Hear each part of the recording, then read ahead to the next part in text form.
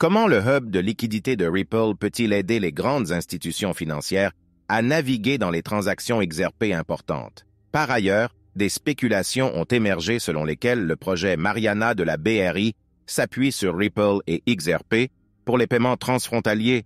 Mais quelle est la validité de ces affirmations? Par ailleurs, l'équipe à l'origine de certains portefeuilles, XRPL Lab, s'est associée à GateHub pour introduire une rampe d'entrée et de sortie en fiat pour 14 actifs, y compris le XRP enveloppé. Enfin, avec tout ce qui se passe, vous êtes-vous déjà demandé si Ripple avait le pouvoir d'empêcher l'action en justice de la SEC? Restez avec moi jusqu'à la fin pour en savoir plus. Bonjour à tous et bienvenue sur notre chaîne où nous parlons des dernières mises à jour sur le XRP et le monde des crypto-monnaies en général. Si c'est la première fois que vous regardez l'une de nos vidéos, nous vous souhaitons la bienvenue. Nous vous invitons à appuyer sur la cloche de notification pour ne jamais manquer une autre vidéo. Nous vous annonçons que cette chaîne offre un cadeau de 200 XRP. Pour avoir une chance de participer, il vous suffit de vous abonner à la chaîne, d'aimer cette vidéo et de commenter avec le hashtag XRP et le gagnant sera annoncé. Dans une interview, Joseph Endozo, directeur de l'exploitation chez Linkto, a expliqué comment les grandes institutions financières pouvaient tirer parti du XRP grâce à la plateforme de liquidité de Ripple. Monsieur Endozo a cité des exemples spécifiques de la Bank of America. Il a souligné l'intention stratégique derrière l'introduction par Ripple du produit Liquidity Hub et sa pertinence pour les institutions qui recherchent des transactions transparentes. L'influenceur du XRP Digital Asset Investor a partagé un extrait de l'interview d'Endozo avec la communauté cryptographique sur X. Dans l'interview, Endozo a proposé que Ripple envisage d'intégrer la plateforme de liquidité dans le produit RippleNet existant. Il pense que cela permettrait aux utilisateurs de RippleNet, y compris BOA, d'accéder de manière transparente à la plateforme de liquidité. Le résultat final sera que les institutions pourront gérer efficacement les positions XRP nécessaires à l'exécution des transactions par le biais de la liquidité à la demande. En outre, le directeur de l'exploitation de Linkto a décrit le centre de liquidité de Ripple comme un moteur de routeur intelligent. Il a souligné que Ripple a connecté le hub à des comptes sur de nombreux sites de liquidité mondiaux. Cela inclut pratiquement toutes les bourses disposant d'une grande quantité de liquidité. Le directeur de l'exploitation de Linkto a expliqué que les institutions comme BOA peuvent naviguer efficacement dans les grandes transactions XRP en étant un utilisateur de la plateforme de liquidité. Il a cité un exemple où une institution devait effectuer une conversion impliquant 1 milliard de XRP. Endozo a noté que la plateforme décomposerait intelligemment le montant en fractions plus petites. Ensuite, elle les acheminerait à travers de multiples échanges pour assurer une exécution optimale et le meilleur prix moyen pour le XRP. En outre, Endozo a détaillé l'utilité de la plateforme de liquidité pour faciliter l'achat et la vente de XRP pour les institutions. Il a indiqué qu'après avoir utilisé des XRP à des fins de loading, une institution pouvait utiliser le hub pour inverser le processus. Selon lui, ce même moteur intelligent peut acheminer mon ordre de vente et revenir au cash si c'est ce que je veux pour vendre le XRP sur tous les sites afin d'obtenir le prix optimal pour Bank of America. Endozo a notamment souligné qu'à aucun moment les institutions qui s'engagent dans le hub de liquidité n'auront recours à la recherche de XRP directement auprès de Ripple. Selon lui, le rôle de Ripple serait de surveiller la disponibilité continue de XRP sur les multiples échanges de transactions. D'un autre côté, êtes-vous prêt à améliorer vos prouesses en matière de négociation? Cette semaine, nous sommes ravis de vous présenter une opportunité passionnante qui a le potentiel de révolutionner votre approche du trading de XRP indéfiniment à un bureau équitable. Pas besoin de vérification KYC ou de VPN pour les utilisateurs de toutes les régions. Chez Fairdesk, ils croient fermement qu'il faut vous fournir les outils nécessaires pour triompher. C'est précisément la raison pour laquelle ils sont ravis d'étendre l'option d'échange de XRP aux utilisateurs du monde entier, en éliminant les inconvénients de l'authentification KYC ou les contraintes VPN. Votre voyage dans le domaine du trading vient de se simplifier considérablement. Négociez équitablement, négociez en toute sécurité. Votre sécurité est de la plus haute importance. Lorsque vous vous engagez dans le trading avec Fairdesk, vous opérez dans un environnement protégé et sauvegardé. Fairdesk comprend que le trading comporte des risques inhérents. Néanmoins, avec un effet de levier maximum impressionnant de X125, vous pouvez amplifier vos perspectives de gains tout en garantissant l'exécution sécurisée de vos transactions. Suivre et copier les transactions. Vous êtes aux prises avec des contraintes de temps ou vous êtes nouveau dans le monde de la négociation? Ne vous inquiétez pas, nous avons tout prévu. La fonction de suivi et de copie vous permet de suivre en toute transparence des traders expérimentés et de reproduire leur stratégie. Vous pouvez vous inspirer de la sagesse des experts et maximiser vos efforts en matière de trading, même dans le cadre d'un emploi du temps chargé. Il est impératif de souligner que nous n'offrons pas de services de conseil financier. Êtes-vous prêt à libérer votre aptitude latente à la négociation? Embarquez dès aujourd'hui pour un voyage vers le Fairdesk en cliquant sur le lien fourni dans la description de la vidéo. Rejoignez une communauté de traders qui défendent l'équité, la sécurité et des perspectives prometteuses. N'oubliez pas que chez Fairdesk, notre mission va au-delà du simple trading. Nous nous engageons à négocier avec sagacité. Enfin, au cours des semaines précédentes, dans le cadre de la compétition orchestrée par Fairdesk, un bonus de 100 $ a été attribué. Préparez-vous maintenant pour le 3e tour qui s'annonce.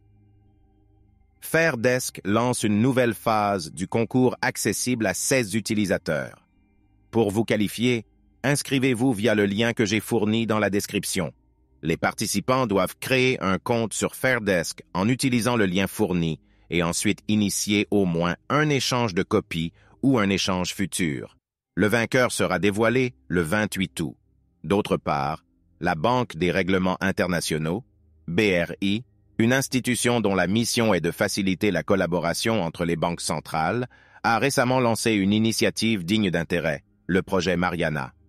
Dévoilé en juin, ce projet vise à rationaliser le transfert international des monnaies numériques de gros des banques centrales en s'appuyant sur des teneurs de marché automatisés. Le projet Mariana est le résultat d'une démonstration de faisabilité coopérative entreprise par le Centre d'innovation de la BRI en partenariat avec des institutions financières publiques, dont la Banque de France, l'Autorité monétaire de Singapour et la Banque nationale suisse. Il est intéressant de noter que certains membres de la communauté XRP spéculent maintenant sur l'implication potentielle de la technologie de Ripple ou de XRP, la crypto-monnaie native du XRP Ledger et du projet Mariana.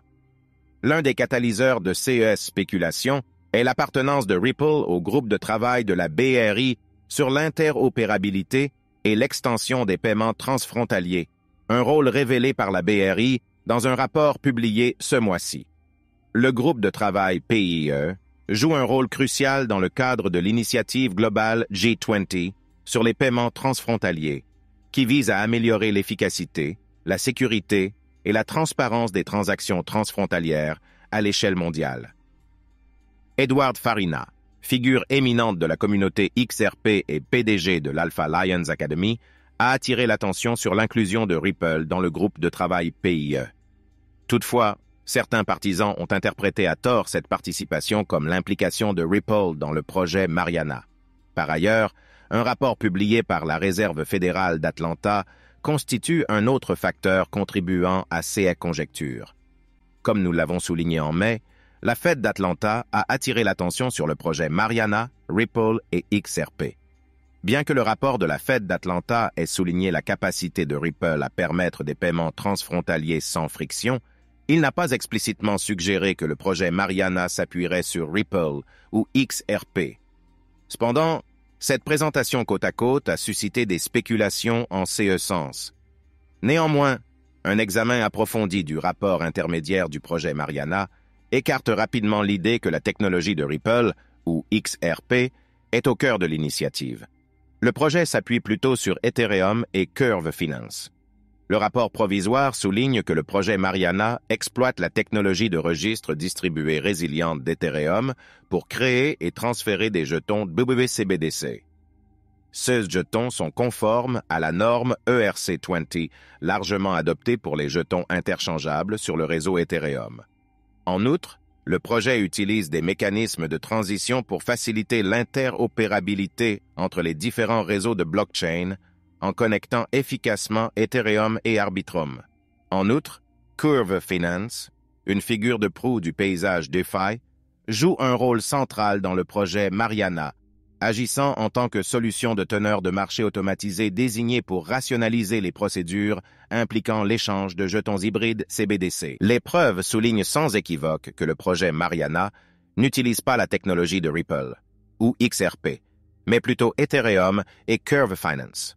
En outre, XRPL Lab, l'équipe pionnière responsable de la somme du portefeuille autodépositaire basé sur XRPL, a forgé une alliance stratégique avec Gatube, une plateforme d'échange de crypto-monnaies de premier plan, et un fournisseur de services de portefeuille chaud.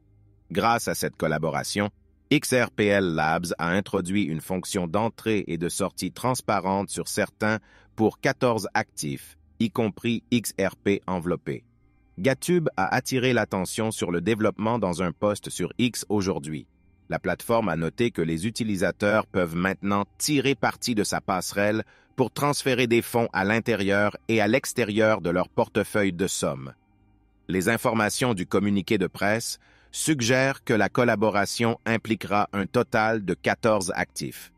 Le communiqué de presse confirme que cette collaboration permettra aux utilisateurs de transférer de manière transparente les actifs pris en charge entre le grand livre XRP et divers réseaux fiat et crypto, y compris Swift, SEPA, Bitcoin et Ethereum.